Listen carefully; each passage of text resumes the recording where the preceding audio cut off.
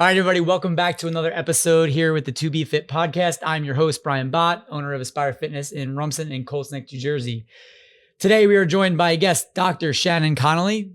She is a strength coach and chiropractor, owner of Be Resilient Training, and she specializes in helping women get strong and beat chronic pain. Dr. Shannon, cool. Welcome. Thank you. Thanks awesome for being here. Yeah. So give us a little bit of a background. How did you get to where you are now from being a full-time practicing chiro to this hybrid position that you're now, where you're working with some people in training moving forward from there? Yeah. So this really all started during COVID. Obviously, COVID shut down my entire in-person practice in New York. I mean, I was seeing like 30 people a day, Wall Street area. And I slowly just remember thinking like, I have to figure out something else. Like, I can't just wait around hoping for, offices to open back up. Luckily, I had a little bit of like rehab education experience and was just able to start doing that virtually. And I think slowly but surely just ended up realizing that this was like very impactful for people. It was very powerful. They still felt better without me even like putting my hands on them, kind of thing. And so, yeah, like fast forward, I think I just started leaning into more of learning more about rehab, learning more about strength and conditioning. Obviously, coming from an athletic background myself, I knew how important just like exercise is for, optimal health, longevity, all the things. And I think I've just been able to kind of figure out how to blend the two together in order to really help somebody figure out more of a individualized approach for them that is flexible. It works for them. It keeps them consistent. It keeps them on track. And yeah, now I do mostly online coaching. Nice. So there were two parts that I intro, first being strong and second, beating chronic pain. So what are some of the issues that most of these, I'll just continue to say women for the sake of the discussion, but that are, when they're finding you, what are some of the things that they're typically coming to you with that they're struggling with? Yeah. I think at the end of the day, it really comes down to just frustration, discouragement, lack of confidence. I think they've just been through the ringer in terms of just how many providers they've consulted with, all of the things that they've tried through social media, different exercises, different protocols, different methods. And I think they're just, they've just gotten to a place where they just feel very, just kind of hopeless, discouraged, frustrated about where they're currently at and where they want to be. They definitely, it is a lot of just like emotions and feelings are kind of, usually what I get when I ask people about, the things that they're struggling with. But obviously it's pain oriented, their back hurts, their hip hurts, their neck hurts. It's something that is keeping them back from like doing the things that they really want to do in life. And now luckily with, I feel like women's health coming to maybe like the forefront here a little bit more, I think more and more women are, I think now recognizing just the importance of like strength training in general, and how important that it is for, just bone density and muscle health and, just being a mom, right? Like you definitely need some type of physical preparation, I guess, to be able to like just do those things. So yeah, I notice it even more and more now, even if I just if I drop into like a commercial facility to get a workout in, there's more women strength training now than I would even say during some of the hours than the guys that I've seen lifting, which is great. And I feel one of the things that I've noticed from your content is that you fill a good gap in where the way I see it with marketing to women or to anybody in general for that matter is we have two ends of the spectrum and there tends to be nothing in between. It is either, if it's not the most intense workout you've ever done in your life, then what's the point? And then all the way to the other side, it's like, all you're allowed to do is this little rubber band and move your finger from side to side. That's your workout for today. Just do that because anything else is going to break you. Right. So what's your message in turning, or what's your philosophy when it comes to trying to walk that line? If someone's dealing with, something as common as low back pain, right? You could find 100 different things. If I type that into Google right now, you could find articles that would say something like a deadlift should be completely avoided, or something that would say like, no, that's the first thing that you need to be doing. So like, how do you help people kind of navigate that noise? Great question. So I think the one thing I've learned through marketing, I guess through Instagram, is to just make it more like human, I guess. Like, I think I really try to hone in on just what they're thinking and what they're going through. And like, again, you pointed out, so great that, there is so much information out there, and it really is hard to navigate all of that and to differentiate between, okay, like, well, what's actually relating to me and my personal like issues and goals, and what's just kind of fluff. And it's funny because I'll do this experiment sometimes. I mean, I'll Google stuff too. And it's even interesting to see, like, again, the difference between all the stuff that is out there. And so I think I just try to like put myself in their shoes and just really try to sit with, well, how confusing could that be for somebody who really doesn't have, like the education or background that we have. Like, we went to school for this stuff, right? And we deal with or work with people every day with these things. So I think that's kind of what I try to come through with. My marketing is just trying to make it more relatable and pick up on the things that they keep hearing that obviously they are recognizing is like just not working for them. Yeah.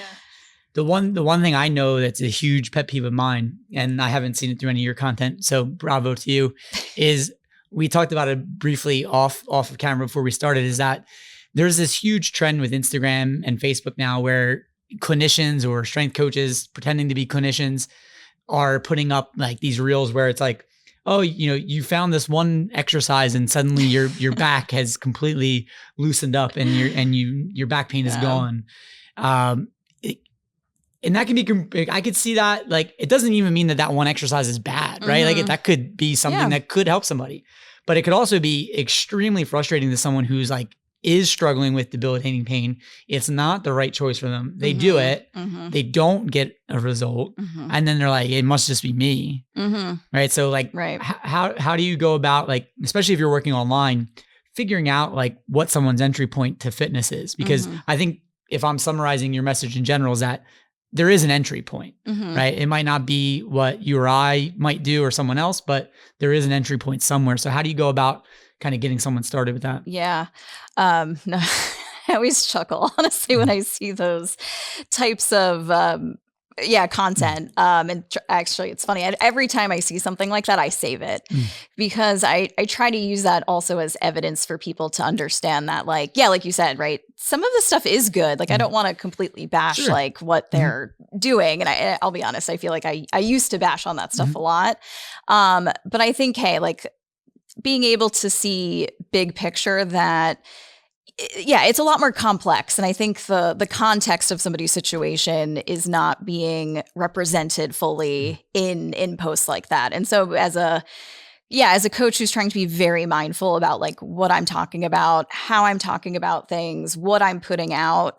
I guess I'm trying to also draw the line with myself of like how I want to approach and talk about this stuff that isn't necessarily the same from what's like what the norm is, I guess. Because I will say those types of posts usually get more views, more engagement, more saves, which, at one point, especially being on Instagram, you're kind of leaning into that a little bit. But I guess at the same time, I want to be mindful of like, giving people like the real deal too.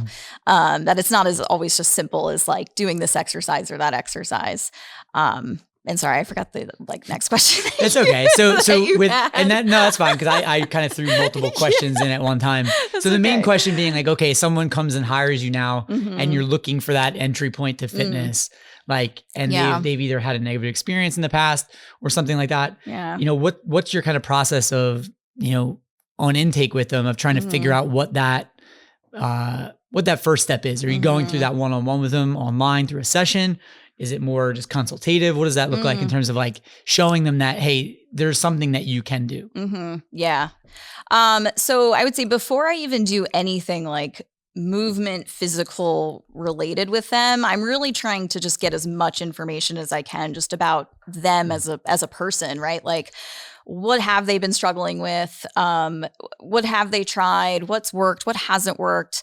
Who they've seen, who they've spoken to, what they believe the problem is, and like what is, and how is the problem really holding them back from like the things that they want to be able to do.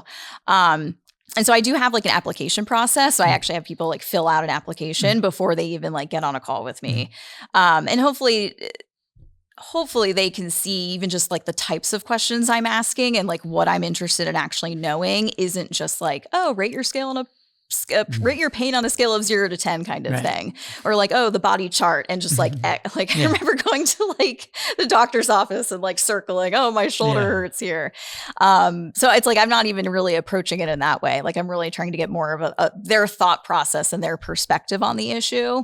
And then I actually ask a bunch of like scaling questions, but more in a sense of like how confident they are that they could actually figure this out, like how motivated they are. So I feel like I kind of key into more of that, like mindset mentality before I even try to like do anything physically with them. So hopefully it gets them to just maybe build a little bit more of the trust in me and getting to know me as a coach, as a provider, so that there's a little bit more of like an understanding of like, oh, this is what she's all about. This is kind of how she approaches things. So that opens a bunch of different questions, right? Mm-hmm. So in terms of like misconceptions about pain in general, right? Because one of the things you said is like, I want to understand like what their belief about what the problem is, right? Yeah. And that, I'll let you talk about that more because you're the clinician, but I know, at least in my area of work with, which is primarily just health and fitness, what people believe is obviously super important. It sounds easy to say out loud, but like, it doesn't matter sometimes what I might think a good exercise for that person might be. If they think the last time I did that exercise, this happened to me, right? For a host of different neurological reasons, that exercise might be off for a while. Now, we want to dose the exposure and try to get them back to it, but figuring that's important. So what are some of those kind of like misconceptions around pain or understanding like what you're experiencing when you're having pain that you think is kind of like common amongst the women that you end up consulting with? Yeah. So I think for a lot of people, the first inkling of like pain is to like slow down. Like, oh, I need to do less. I need to rest. I need to avoid. I need to limit or restrict or like fix my imbalances type of the imbalance thing is always something I hear a lot. And whether that's something maybe they came to a conclusion on their own, or it's something that they've just heard from like going to provider, doctor, PT type of thing. So I think that's a big one. I think for a lot of people, pain is like, again, the sign to slow down versus the sign to like do something more proactive, like actually like physically take action on addressing something. I think another big misconception is that it's like pain equals damage, pain equals harm, pain equals something is inherently wrong, right? And, I want to make a differentiation here. Like acute injuries are a lot different than also like chronic Like things, you hit my right? hand with a hammer, like that hurts. Like I don't need to like think about my feelings. Like, it hurts. I'm sure everybody can understand that concept. But I think the example I try to even give to people sometimes is that even in like hospitals, people in like major car accidents are pushed to do things way beyond their physical abilities earlier than what we're doing for people with just like general low back pain. And so I think that's the concept I always try to give people is like, well, if you know that there's people being pushed over here in like really extreme cases, like we can figure out a way how to progress here. So I don't know. I think maybe for that picture for a lot of people can like change their perspective on things. But also I think it just comes from having a conversation about what have you been told? What are the things that you do believe are going on? And I don't want to immediately discredit that up front because I always say to people like, I never want to assume I know how you're feeling about this stuff. But hopefully through just, I guess, frequent conversations and just little by little giving them more and more evidence that like, the harm, the damage, the imbalances, like all these things that they think are wrong with them and all the reasons why they think they can't do something because of that is like, not true. Like there's always a way that we can like figure out how to move forward kind of thing. So because the tough part, and I'm guessing that this is why most of these people or end up finding their way to you or someone like you, is that, hey, there are times where like let's say there was a coach or a clinician that thought this person had an imbalance. They might by hook or crook pick the right exercise and actually get that people moving and it has some benefit, right? So then that becomes their messaging because it's very easy to put out into the world like, hey, you have this thing, right? Here's your piece of paper with the word of what you are on it. And now you feel better. Well, I have shoulder impingement right here on the sheet. It's like, that means this. I'm like, it could mean 100 different things. And trying to get people to take the step from there. The other example I give to other coaches when we're doing in-services or if we're training other coaches is like getting them to understand that, you know, correlation isn't causation, but one of the highest correlated things to low back pain is depression. So what exercise you got for that? And it's like, there's no stretch, at least that I know of, for depression, right? But getting someone moving or getting them feeling confident and all these other things that you're talking about, you know, it's hard to put that on a piece of paper and turn it into an insurance company to say like, oh, well, I made the person not depressed anymore and their back felt better. Right now, obviously that's a stretch, but it's realistic, you know, and I go the other way with our coaches and like also understand that like I've had clients that have had, you know, and this is kind of the opposite of what we're talking about. So no one gets scared out there. I've had clients who had recurring low back pain and like they had ovarian cancer.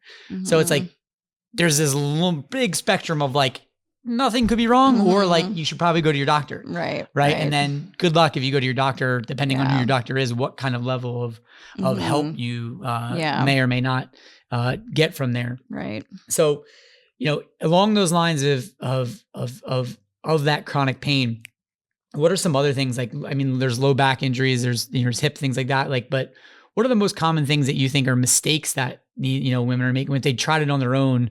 Now, where are they going wrong in what they're trying to do?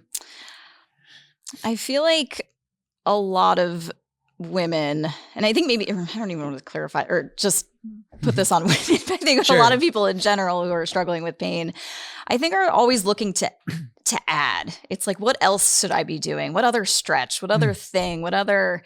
I mean, I've heard like, oh, I should buy a new mattress. Oh, I got to buy a new chair. I got to do this thing and that thing. And it's like always this element of more versus like kind of taking a bird's eye view, big picture view of just like, well, what are you currently doing? And what's like the one or two small tweaks or changes you could make very simply that could actually like move the needle way faster, maybe way more effectively than just like trying a bunch of things and just like hoping something sticks. So I think it's just that mentality. And I think maybe that just comes from like our culture and our world too, of like the harder I work at something and the more I do, like the better chance I have for success with some of this stuff.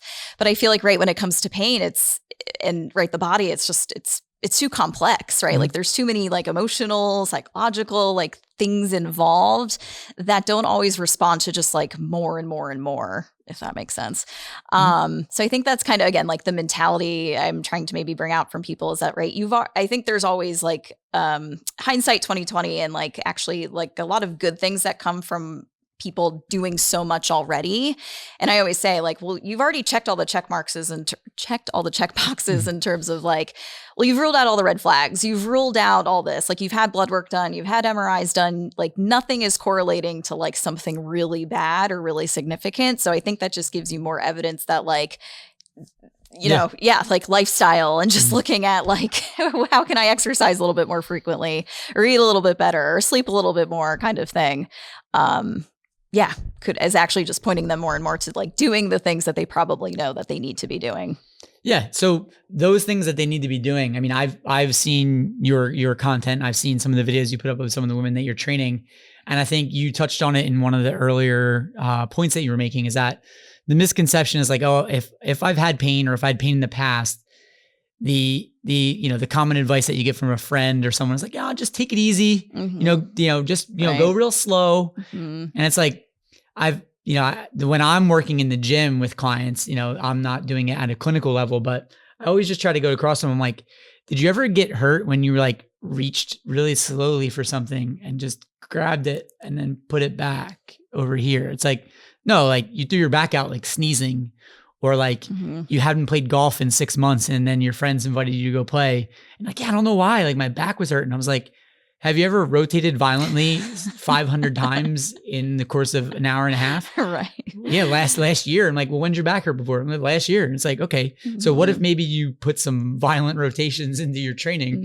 And I use that word because like that, like people need to get used to, and it's scalable, right? Not everybody is going right to doing Olympic lifts, and they don't ever need to. Right. But what are some of those? Because I've seen you do them A, in your warm ups in the gym, and then B with your own clients. Yeah. Things that people, the average person probably wouldn't be familiar with in terms of what they would consider training, right? The average person might think like, oh, Shannon means I need to go to the gym and use the machines. And again, I have nothing against machines. They can be a good piece to a puzzle for certain people.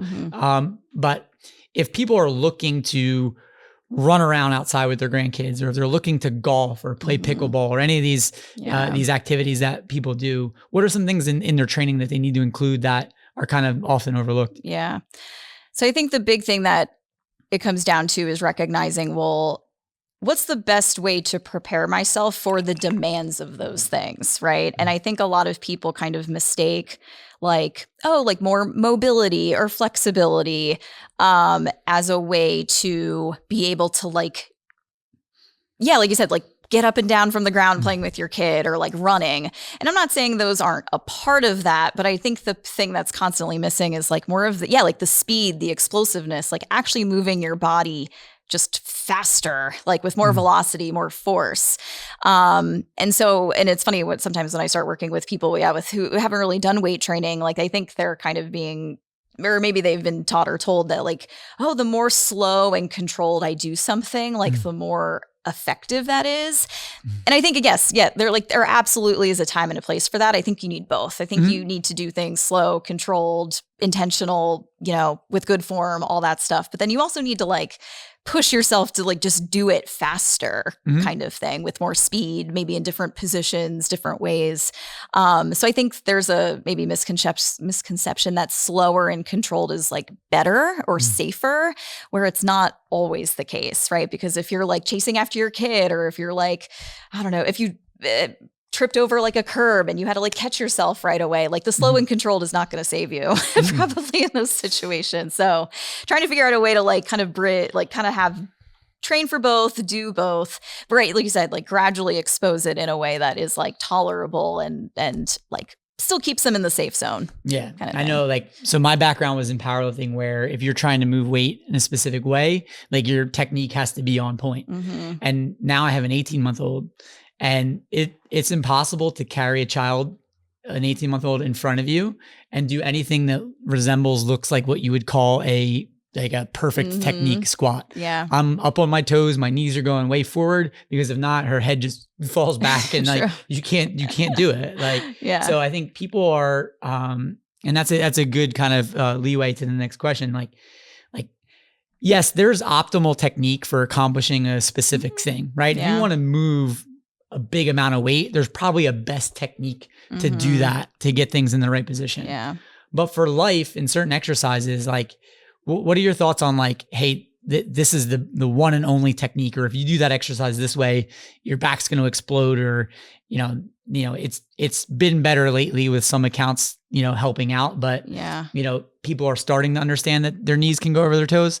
But, what are your thoughts on these kind of absolutes? Like never let your back do this, or never let your neck do that kind of thing. Right. No, I think that just puts more limitations on people, more restrictions, more like, this is how my body must move all the time type thing, right? I mean, this is the thing I remember being more of the traditional chiro, like, oh, I just got to have better posture. And it's like, are you really going to sit like this all day long? Like, no, I don't think, here, like I'm sitting, I'm sitting here like this. So I think we need like just variation. We need all the options. We need all the different like modes and styles. And I think, I'll be honest, like this is something I've changed my mentality over. I mean, I used to be in that world of like, you only did it this way, and if you didn't like lift with a straight back, like you will get hurt, and deadlifts could be bad for your back and kind of thing. But no, I think I've just learned along the way that like maybe there's times where that's going to be extremely beneficial, and then there's other times where you need your back to bend and twist and move in all the weird ways. So no, I think just kind of telling people how they should move and how to do it in like a really specific way is almost just as, I don't say just as bad, but like just like a doctor telling somebody to not do something. Sure. Like you're just putting more limit. You're just narrowing the box and making the box smaller versus making the box bigger kind of thing. Yeah. Because I feel like the people that I end up talking to are usually in one of two camps. and this usually comes from like a client perspective, not a clinician, is that, oh, I just need to stretch more, right? That's the one camp. Yep. And then there's the other camp is like, I just need to get stronger. And it's like, okay, well, if it was just get more mobile, like gymnasts would never get hurt. They would be pain-free all the time and they would never have an issue, which we know isn't true. And if it was just I just need to get stronger, I'm just not strong enough. Well, then no power lifter or Olympic lifter or anybody like that would have pain. And they certainly do. So it's trying to show people that sometimes you need a little bit more mobility. Sometimes you need a little bit more strength. Yep. And 99 times out of 100, it's somewhere in between from that. Yeah. And then that last point that you made in terms of like putting limitations on things, right? I think when I see as a coach where sometimes clients are looking to come to us as a transition, they've been discharged or whatever word you want to use from either their doctor or physical therapist, chiropractor, or whatever, they're usually not giving a list of things to do, right? It's usually the opposite. Usually they're like, hey, like, oh, I'm like, oh, okay. Like what'd they tell you? Like they just said no squats. I'm like, okay, like, and I get it. Like if you don't have experience in coaching, exercise or physical therapy, like, and you are forced to give a blanket recommendation, I guess that's the best you can do. Yeah. But it really leaves the client and the coach for that matter. Like now this person in their mind, the doctor said, don't ever do squats. So now I have a 16-week problem on my hands to try to convince this person that it's okay to bend down. Yeah. Right. So, what are your thoughts on that in terms of like, how do we make that shift for people and try and show them like what they should be focusing on is more on not what can't they do or what they can do when they kind of come and see someone like you or when they're transitioning to that. Yeah. No, I know it's tough, right? When somebody's immediately coming to you and saying like, they already have the assumptions in their head of like, I can't do this, I can't do that kind of thing. I think I don't want to call it a trick, but like I'm trying to at least create the environment for like to kind of what they say, like hide the skill in the drill. It's almost like having them do something that's kind of relating to like the thing that they think that they can't do, but maybe it's like using a piece of equipment or just like moving their stance ever so slightly or using the support of a wall or like, just trying to be more creative about it. And then usually, as you keep going and start to progress and start having them do more and more and more, they start to be like, oh, maybe I can actually do this stuff. Maybe I was told something that like isn't necessarily true kind of thing. So I feel like, like coach, I'm sure you probably know this, right? It's sometimes I feel like it's more creative than like scientific, I'm sure in this world now, everything's like evidence-based and we want to follow like the research and everything. But I think there's a level of art and creativity to this stuff too. Like, why can't somebody do like a squat holding it, like the TRX things? Like, I feel like a lot of people, even just with like a little bit of support, could do like a quarter or a half squat. Maybe we don't have to start full depth kind of thing.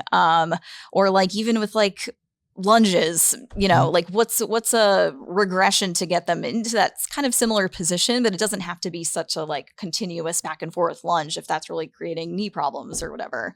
So I think I'm just always trying to figure out like, if they can't do something, what's like the modification? What's the adjustment? Whether again, equipment, whether it's just even like reducing the weight, reducing the reps, kind of thing. So it's definitely just like an art. That's the way that I would go over it with our coaches as well, is that like you have the art and the science. The science would tell you that you should do this. And then if the person looks back at you and is like, no, well, now what do you got? Right? Like you have to be able to like, all right, well, how else can I get the result that I'm looking for? All right. So what are some of the major misconceptions when it comes to starting training around an injury, right? Is it right to think that they need to kind of baby the area, or is it okay? Sometimes it can be really scary to hear like, hey, we're going to get into heavy strength training. So, what's your philosophy or how do you explain to someone like their need and how do they go about that? Yeah, no. And I think the first thing I just try to recognize is like their belief is valid in the sense that like they're fearful that like if I start to push myself, I will cause harm, injury, pain, all the things that nobody really wants to experience. But I think the environment and I guess the perspective shift I'm hoping that they're coming to is like, the more that you, kind of baby it or like limit yourself, restrict yourself, it's just, you're kind of perpetuating the problem. And so it's like, the context of, what's heavy and like what's hard and like exertive, I think is also something I'm trying to get them to recognize that it's all relative depending on them and as an individual, right? Like what's heavy for me, right, is not going to be the same thing of what's heavy or hard or exertive for you. But part of, I think, the benefit of like working with a practitioner or a coach who can really like understand you as an individual and where you need to start can be very helpful so that they can dictate and help you figure out, well, like what's the right amount of hard for you that's still safe and still effective so that you can keep moving and progressing. I do think the whole, I'll say it like the whole pain-free like message, I think I always hear a lot, especially on social media, like do these 3 exercises to be pain-free. And I think that's like the complete wrong message that we're trying to send out, and why I'm very, again, mindful of like my content. You will never hear me say pain-free, injury prevention, bulletproof your back, all those, I feel like just really clever ways of, getting people to be like, oh yeah, as long as I do these things, I'll never get hurt again. And I'm trying to bring maybe a different perspective is like, right, you can be strong and have pain. You can be, weak and have pain, like, right? Because we've discussed pain is so complex, right? It's not always just due to like moving to, just to like exercise or doing like exertive things. So yeah, like I think that's just kind of the mindset shift I'm having people come to, and maybe it's setting the expectation from the beginning that like this is supposed to be hard, this is supposed to be uncomfortable, right? If nothing changes type of thing. So like maybe that's a good opportunity to actually like lean into the hard, and maybe hard can be really good for us. It actually can be very healing for our nervous system, our bodies. Because again, if it's just like I almost think of like a helicopter parent, like the more you're actually protecting your kid, right? Are you actually helping them learn? Maybe it's the same thing when it goes for pain. Like I think the more you protect, the more you limit, the more you like tell yourself all the reasons why you can't or shouldn't, like it's a path to nowhere. Yeah. A friend of mine calls it meathead rehab, meaning like, like when you see really big, strong guys in the gym and they get hurt, like what do? Like they go to the lightest weight that they can still really train really hard with. And they do that until it kind of feels better. And then they keep going. Yeah. It's like, if I couldn't tell you to do anything else, it's probably not a bad thing to do. It's like, well, can you go lighter and just do it more until it still feels like it was hard and didn't hurt? Do that. Yeah. And, so I think it's not a fine line, but there is a line where people need to understand that, like, hey, if you're trying to change something there needs to be some sort of struggle. The myth that I think is being thrown around now, whether that's through about nutrition or training, is that there's some sort of way that you can manage this all and it'll just be easy. Like, it's like, oh, like, no, you don't have to do all that stuff. Just do this thing and you'll be okay. And I think we all know that that's never really the case. So it's a tough thing to negotiate with people. Cause like you said, when they come in and they know that a certain exercise may have hurt them before, but to your other point, I completely agree. If someone maybe has pain with their shoulder and I'm not going to win trying to convince them that we might need to do some other things, if I can get them to learn how to deadlift and get really strong with that, the neural output and the hormonal output that they get from training really, really hard and heavy has a whole host of downstream effects that all of a sudden their shoulder doesn't even hurt anymore. And we did nothing. It was just that they needed that reboot to their system of training hard and feeling like they can exert themselves and go from there. When it comes to training and working with women in particular, I know that you're going to have a vast amount of starting points and body types and all those different things. But are there any sort of benchmarks? Like what would be the benchmark for women if they were listening to this, like to know, like, I hate to use the word strong enough because I don't feel like we're ever strong enough, but we're certainly at some point not strong enough. So are there any kind of like benchmarks in terms of like exercises that you would kind of, say that, hey, you could strive to doing this and then, you'd be in a pretty good spot at least? Good question. I feel like the main thing I just try to focus on is just like doing things hard, but more frequent, if that makes sense. Like, I guess I try not to, have benchmarks in terms of like, oh, you need to be able to squat or deadlift or stuff like that. Because I think for a lot of women, I guess that I work with, like, to be honest, like those things don't really matter that much to them. Like they just want to be able to like be active, like go on hikes with their family, or like pick up their kids, or like maybe like build a little bit of muscle. But like, I guess my goal for everybody is just like, we have to just figure out a way to keep you consistent enough and like keep you doing this long enough, and like building in those little spikes of like doing hard exertive things like long enough for you to like finally feel the benefits, I guess. So I don't know if that really answers your question, but I guess like benchmark, I'm not quite sure like benchmark wise, like what, yeah. Yeah, it's okay. Cause I mean, listen, I come from a strength and conditioning background of working with a lot of like high school and, you know, some college athletes. Yeah, right. So for them, it's easy. It's like, hey, you know, I can look up and say a Division I swimmer can do this. Right. So let's aim for that. Right. But in terms of resiliency or everyday life, I don't know what a 45-year-old, mom of two who's an accountant should be able to deadlift, right? Like I was just curious. It was like, you know, I've noticed that when women could, and like you said, it may not be important to them. Yeah. And I feel like, again, I exist in a different world where they're not really looking for pain resolution when they're coming to see me. Right. So it's easier for me to say like, hey, I bet you'd feel stronger if you could deadlift your body weight for 5 reps, right? Gotcha. Which you and I know is not like, that's not setting the world on fire. But for the average woman or male for that matter, who's not doing any lifting, to at least get up to that standard, fair. Probably things would probably hurt at least a little bit less than they would if you couldn't do that. Yeah. And I don't know exactly what those numbers are, but I was just curious from an overall, like once you've gotten to the point where they're not, you know, I don't want to say pain-free, but when they're experiencing less pain, that, you know, these are the movements that we like to do kind of thing. And this is why I feel like I really try to ask like what their goals are, like what are the things that really matter to them. And so, yeah, maybe it's less about measurable things like deadlifting X amount of weight. And I'll be honest, I think a lot of the women that I work with even say like, I'm not trying to be a bodybuilder, right? I'm not trying to be like this big time athlete. Most people are, most people are moms with 3 kids and are just like, just trying to live life and survive. So I think maybe the benchmark, so to speak, is just trying to keep track of just like how they're feeling. Like, do they feel more energized? Do they feel just better? Do they feel a little bit stronger? Like, oh, maybe I think even a client I've been working with said like, oh, I was vacuuming my house and every time I vacuumed, my back bothered me. And this time it didn't. So maybe even just like little things like that for them is like, oh, this actually does really work.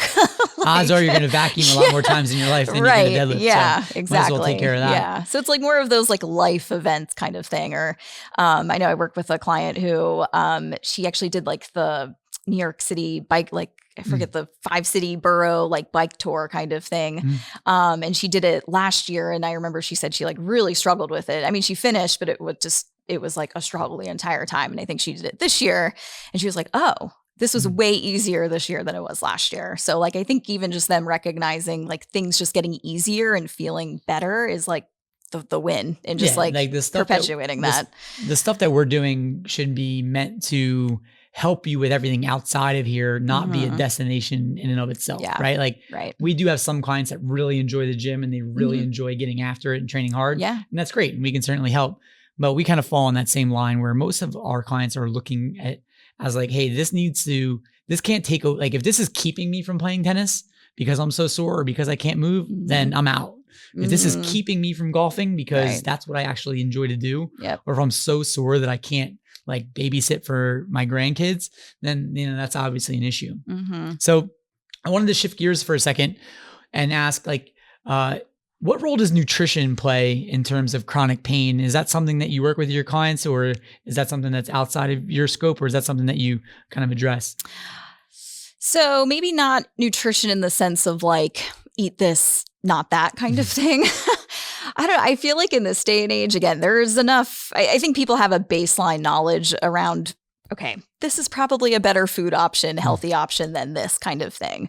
So I feel like it's less around nutrition education, but if they do bring up nutrition, which I feel like inevitably at some point it does, especially with women, I think I just try to ask more questions around like their mindset. And I think, for example, I'm just drawing from experience with the people that I do work with. I think a lot of people maybe run into situations where they just like kind of indulge a little bit too much, or they just feel like they're binging on like, oh yeah, like this weekend I definitely binged a lot. And then they're recognizing that like that stuff is bleeding into their week, and actually them being consistent with like sleep and exercise and all that stuff.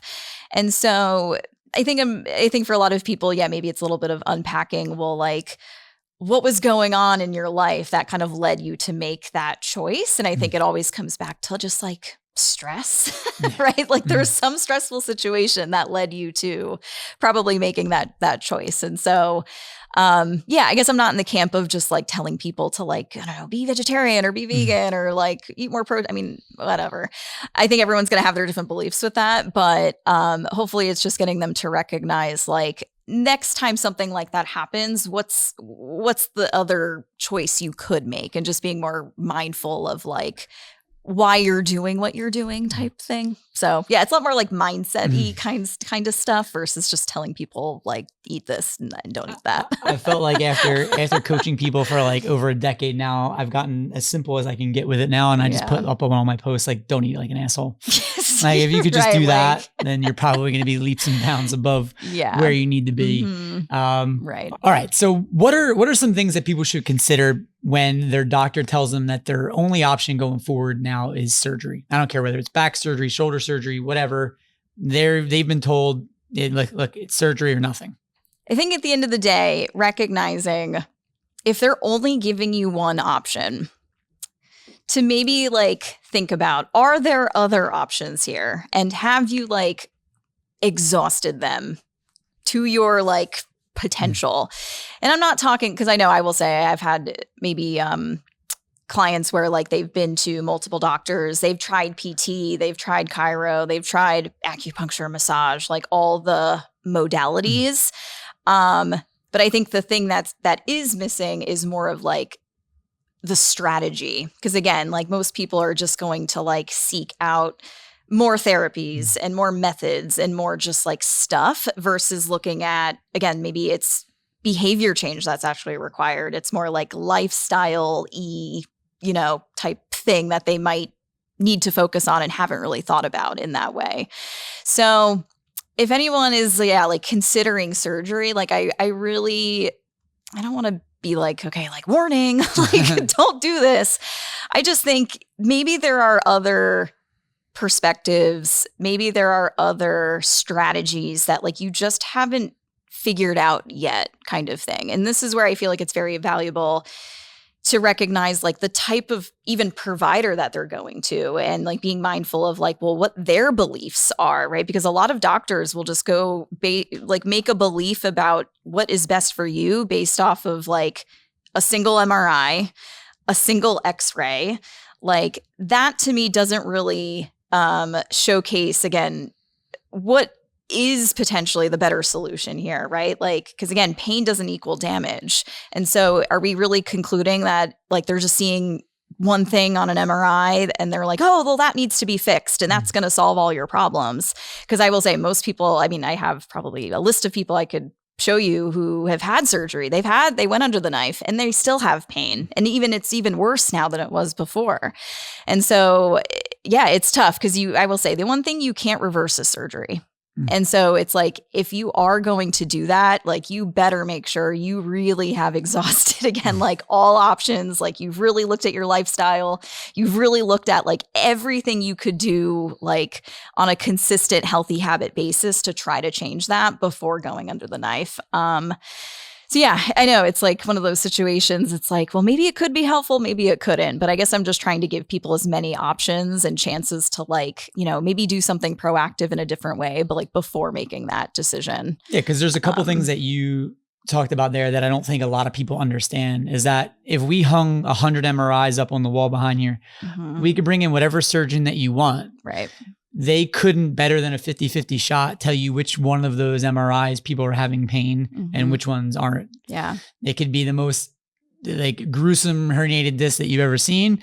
It would probably be a decent guess, but it wouldn't correlate as high as you would think. So people think that like, well, I got this image done and I have this. Yeah. It's like you could have one of them up there and someone could have like 4 bulging discs and feels completely fine and can deadlift a Buick, right? Like whatever. Mm-hmm. So who knows?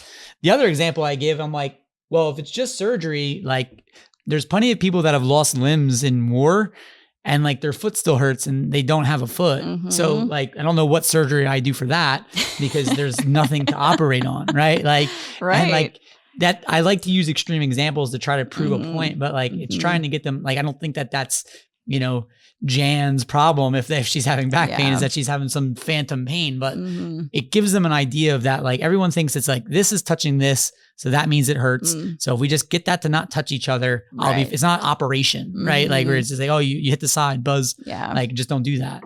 So I think the questions that you put it, like obviously I'm in a different position because I'm not a physician to make these, but if it was a friend or a family member, I'd be like, you know, show me that for 12 weeks, you followed under the guide of a coach, a well thought out strength and mobility program. Show me that for those 6 weeks or whatever time period you want to pick, that you cleaned up your nutrition to the best of your ability and maybe got rid of some excess inflammation from not drinking and drinking more water. Right. Yeah. And I'd love to pretend that was going to fix everybody, but it's not.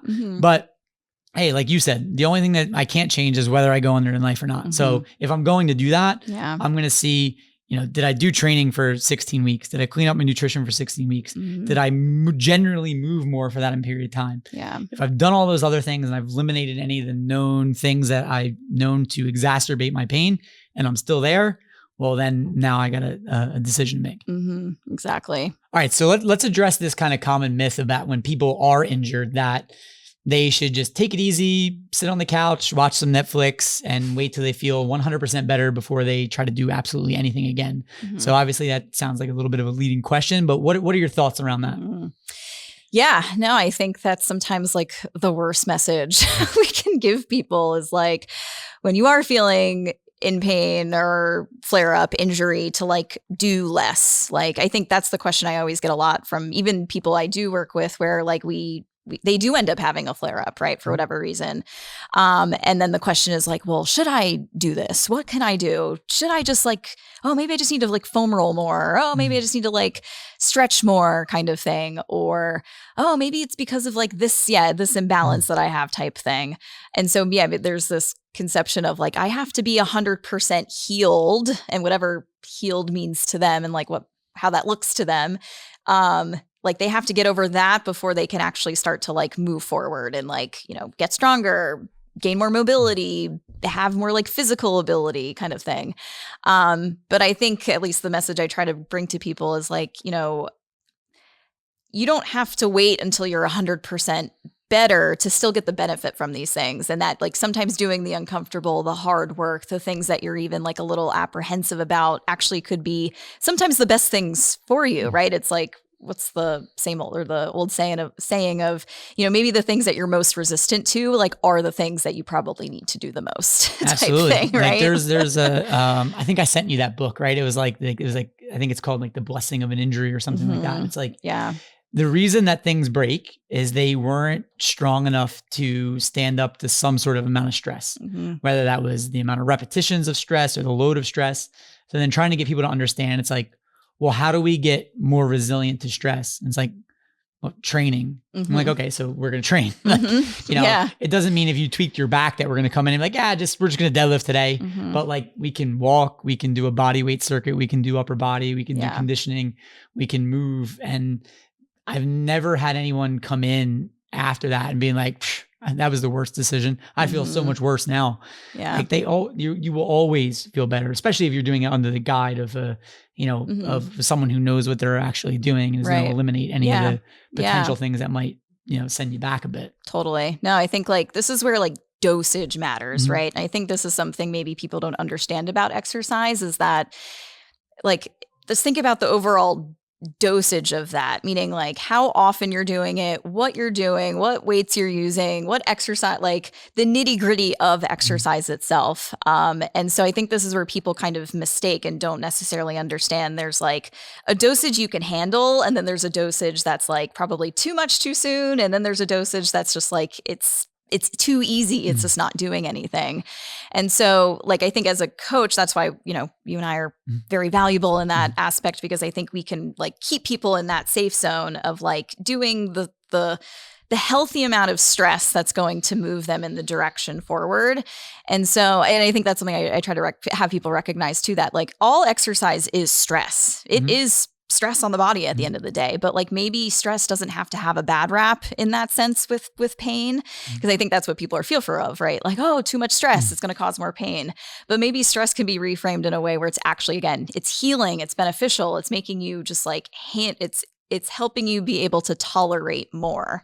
And so I think that's the message I try to have with pain, is that we're not really trying to make the pain go away. We're really trying to build up your tolerance to probably handle it more, because inevitably, like, again, I can't control whether you're going to have pain one day and one day you won't. But I do think if you have a certain level of tolerance, of ability, right, with strength, endurance, flexibility, elasticity, all the things, like I think you're going to put yourself in a better place to be able to like handle it and not have it completely derail your life.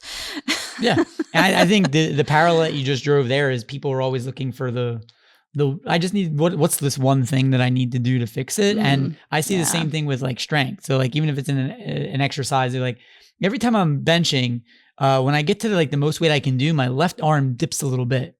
Like, what do I need to do about that? And I'm like, I don't know, but if you get 100 pounds stronger, you'll probably just do the same thing, but you'll do it with 300 pounds instead of 200 pounds. Like it's just part of what you're doing. You're not going to like, there's not this one, do this one exercise and then suddenly you're going to be completely balanced, and that's never going to happen again. So I think when you look at the dosage, a big one is running, right? Like the first thing people want to do is like, I want to get in shape. I'm just going to start running. And inevitably they end up coming to see you.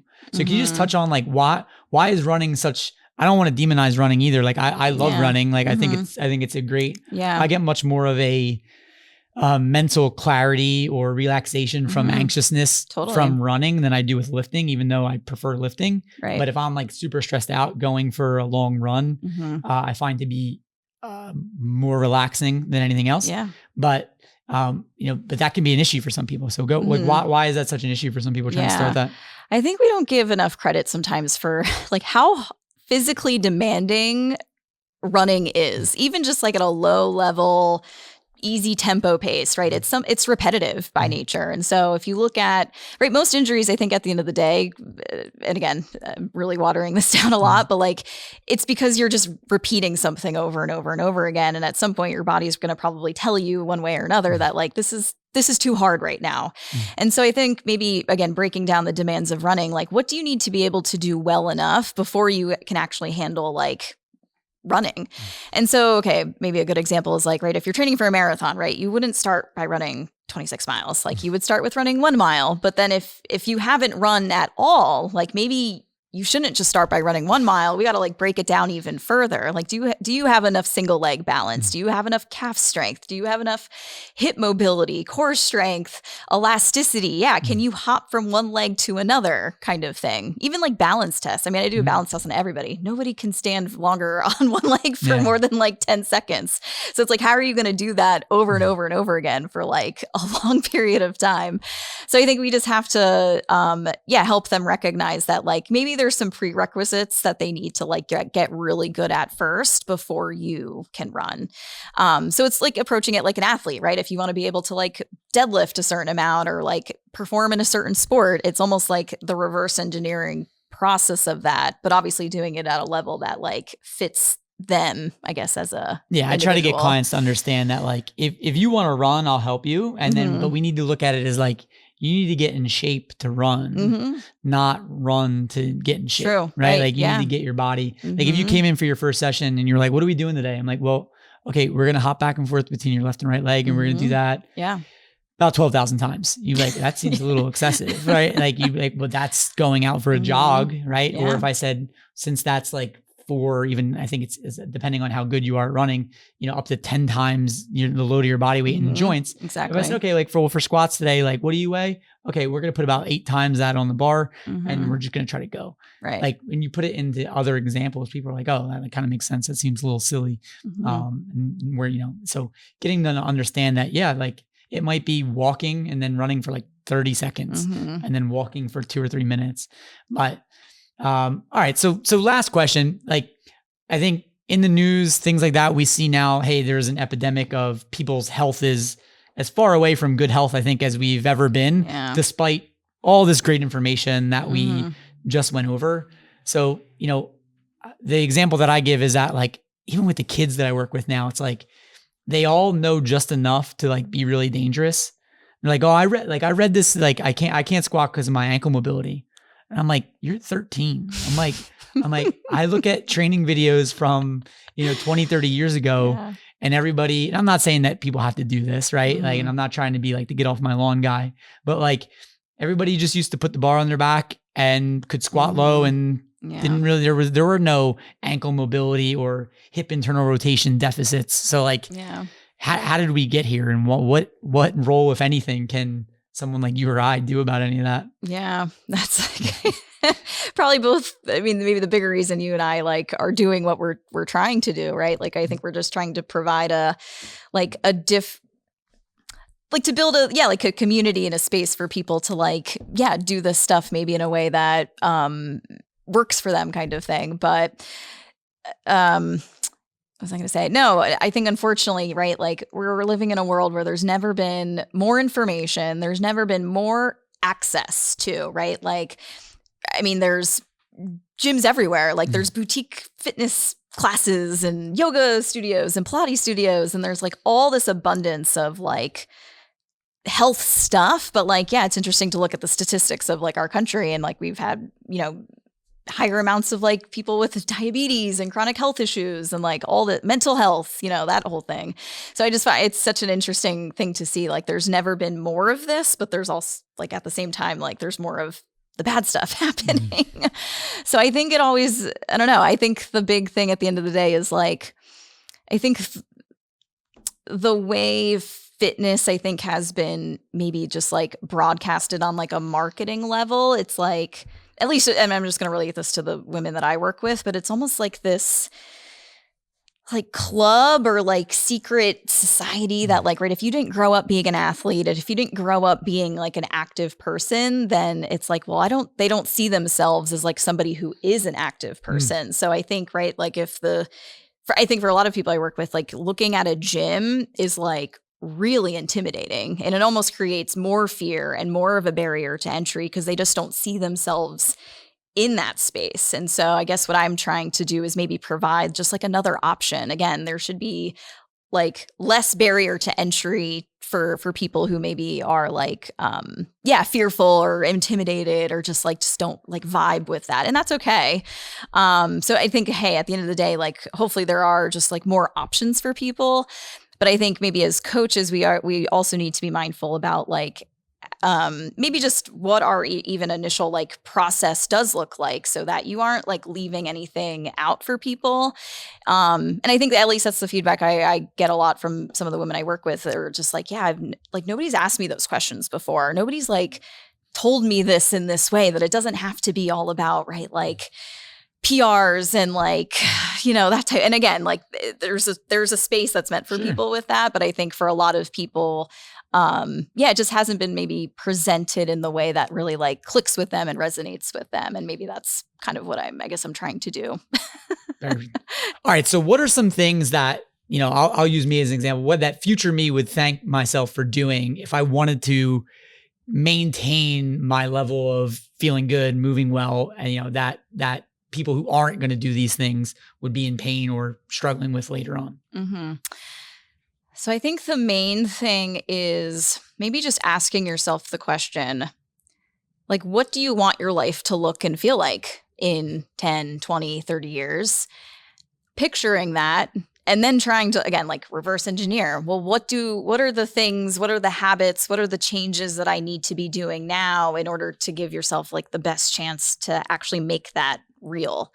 And so I think that always maybe comes back to like, you're like recognizing are the day-to-day health habits, like, are they consistent enough?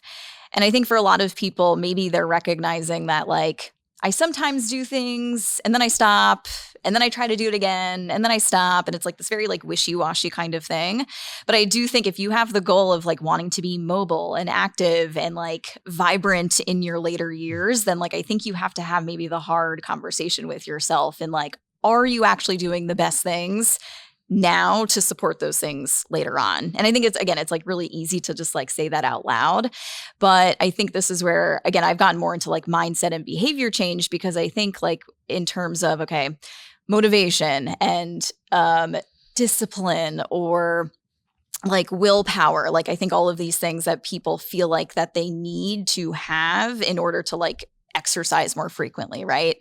But I think sometimes like that's not enough, if that makes sense. Like I think that's just something I hear a lot from women is like, oh, I feel like I'm not motivated enough kind of thing. Like, oh, and in order to be more active, I have to like get myself to be more motivated. But like, right, motivation just doesn't come. Like it comes through action. And so I think it is like, again, really looking at like your thoughts and beliefs about, well, do you believe you can actually get there? Like, or do you think that there's things holding you back from actually getting there? So yeah, I think those are the questions I'm always trying to ask too, like their level of confidence or like motivation. And it's really interesting how on those scales, like somebody could be really motivated, but not very confident. And so again, I think that's like maybe what I'm trying to do as a coach is like maybe take the burden off of them feeling like they have to have all this stuff figured out before they actually start, kind of thing. Yeah, because I think the question in general is what I think freezes people sometimes, because they're like, okay, well, once I figure out what the most optimal plan will be for me for the next 10 years, that's when I'll get started. So it's like lift weights 2 or 3 times a week, go for walks, eat, don't eat like an asshole, and do that for the rest of your life. Yeah. No, I think people, right, it's very all or none. It's very like perfectionist thinking. And I think most women have high expectations for themselves, right? Like, oh, I have to have everything organized and like everything perfect and in place. And then they could feel like, oh, once I have all these things like in their perfect little places, then I can do these things. But like, I think maybe even recognizing for people too, like this is messy. Like this is like a very imperfect process, I guess, at the end of the day. And so maybe it's just allowing yourself to be more flexible, like to be more fluid, I guess, with some of this health stuff. Because I think that's for maybe a barrier for a lot of people too, that like they feel like they do have to work out every single day and make all the right choices every single day. And it's like, you're a human, like you're not supposed to do things perfect all the time. And so maybe a good thing to think about is like a lot of, women I work with are mothers and have children. And so would you expect your child to be perfect all the time? Like, probably not. So it's like, why are you putting this high expectation on yourself that you will be, especially if you haven't done this before, or if it's new, if it's different. And so I think it's like leaning into like the messiness and allowing yourself to mess up, and like maybe even setting the expectation from the beginning, like you will mess this up and that's okay. But like, you're going to learn every single time what to do differently or better or improve upon like later on kind of thing. It's getting out of I need to figure out how to make this work for 6 weeks versus 6 years. So correct. Once they can make that mind shift, then like you realize like when we give new clients one working set for their first workout, they're like, that's it. And I'm like, well, how many working sets did you do last week? Like 0. I'm like, we're killing it. Like, so and trying to get them to understand like in 6 years, are you going to remember whether you did 1 set or 2 sets today? Like you have no idea. And it's going to mean nothing to your results. Yeah. And the only thing doing 3 sets today is going to do is make you more sore. Yeah. Like, so let's do 1 like working set. So it still has to be challenging, and then we'll move on from there. I tell people sometimes like, I've been doing this for like 10 years plus, you know what I mean? And I've had my moments where I've trained less, trained more, did intense things, did not, or like stupid easy stuff. But I think the one thing that I think I've done is just I've been consistent, at least in some way, shape, or form. And so I think, again, like putting the expectation that like you have to be somewhere by a certain point of time is just making the barrier bigger kind of thing versus like letting yourself like just experiment, do things messy, do things wrong, type thing. It's like, this is supposed to be fun, right? Yeah. Like, I think we've like taken the fun out of it too. It's like the super serious, right? You said, I think you're even earlier, oh, this is like a chore. Like, oh, I just have to work out because I know it's good for my health type thing. And so again, I think that's just creating more of the environment that this is like not enjoyable. It's not fun. It's adding more stress to the situation versus, this should be a good part of your life. And this is just how you like actually have a better life type thing. All right. So that was super helpful. I feel like anybody listening to this that's struggling with some chronic pain has some good tips or ideas of what they can or couldn't do or where they should start. But for anybody who's looking for more information about what you do and your thought process, where can they find you? So you can find me on Instagram. My handle is @livewellwith Dr. Shannon, all one word. And then I also have a website, same thing, livewellwithdrshannon.com. All right. Well, if you have chronic pain, you're looking for more information, you've heard where to find her, go check her out there. Thank you so much.